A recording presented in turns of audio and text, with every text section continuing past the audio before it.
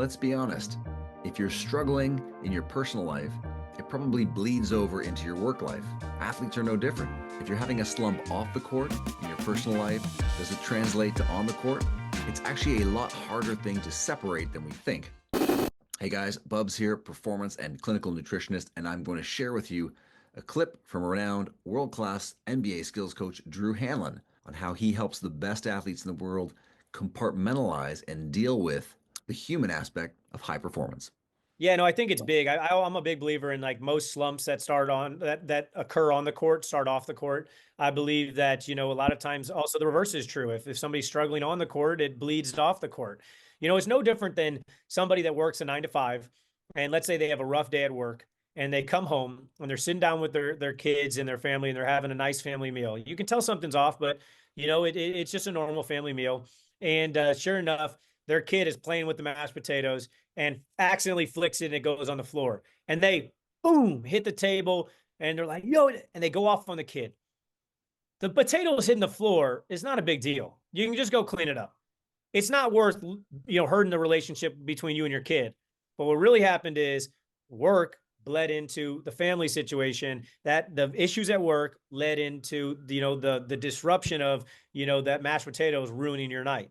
And the same thing that happens with players. If they have stuff off the court that's going on, when they get on the court, they don't have clarity. They don't have the focus they need. They don't have the confidence they need. Their mind is wandering, and it leads to, the lack of performance or lack of production that they're used to. And so that's what it's about. You can't just work with the player. You have to work with the person. You have to make sure they're winning on and off the court.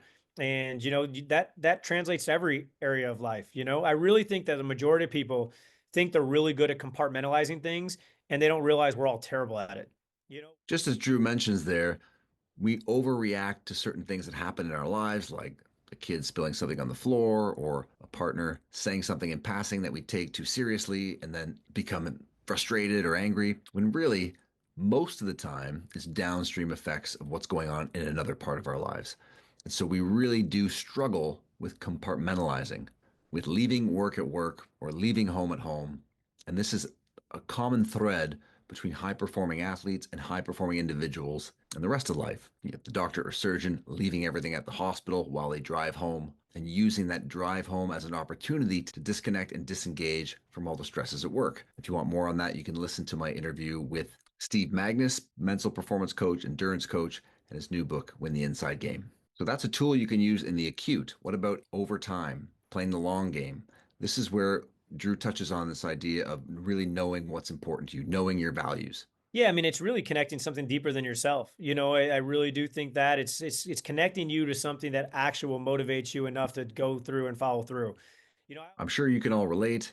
If you're struggling at home with family members and you don't sleep as well, the following morning things are more challenging. Work feels more stressful. You don't think as clearly. On the flip side, if work is very busy, working long hours, or very stressful, it can easily bleed into your personal life. So, how can you help reorient yourself? Well, in working with performance psychologists and mental performance coaches, it starts with knowing what's important to you, your values. The more clearly you know what's important to you in your life, which can sound obvious, but most of us don't take the time to make the conscious effort to formalize it, the easier it is to navigate the choppy waters that come with work stress, life stress, etc. I use a tool called the 99 Values exercise with my athletes, coaches, and executive clients. It only takes 5 or 10 minutes, and it's effectively a way to help you develop your own personal philosophy. You can click the link below and get the download to walk through the exercise. Now, of course, this is going to change over time. It's going to evolve, but the more clearly you know this and can articulate it, the easier it then becomes when life gets busy or choppy to orient yourself and know how to get yourself back on track.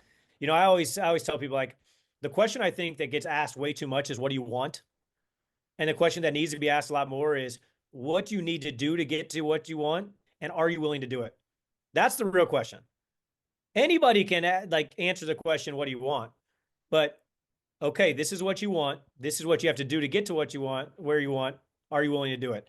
And I think that if more people took that approach, then you could really see, kind of how much they actually really want that thing. I think your actions ultimately determine what you want.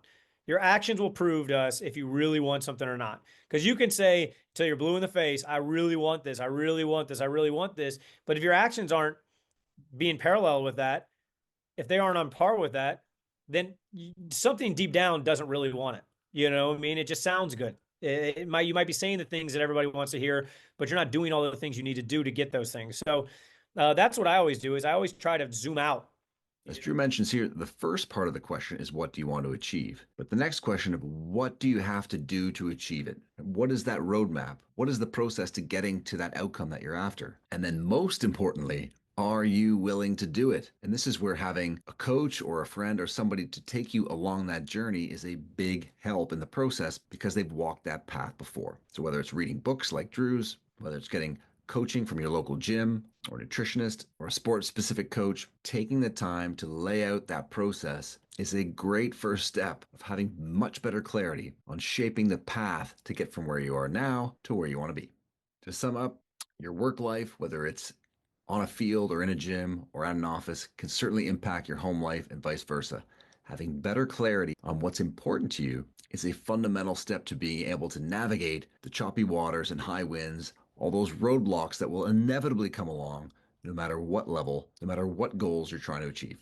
Thanks for watching. If you enjoyed this, hit the subscribe button below, share with friends or colleagues, and any questions about your health and performance, drop us a line in the comments below.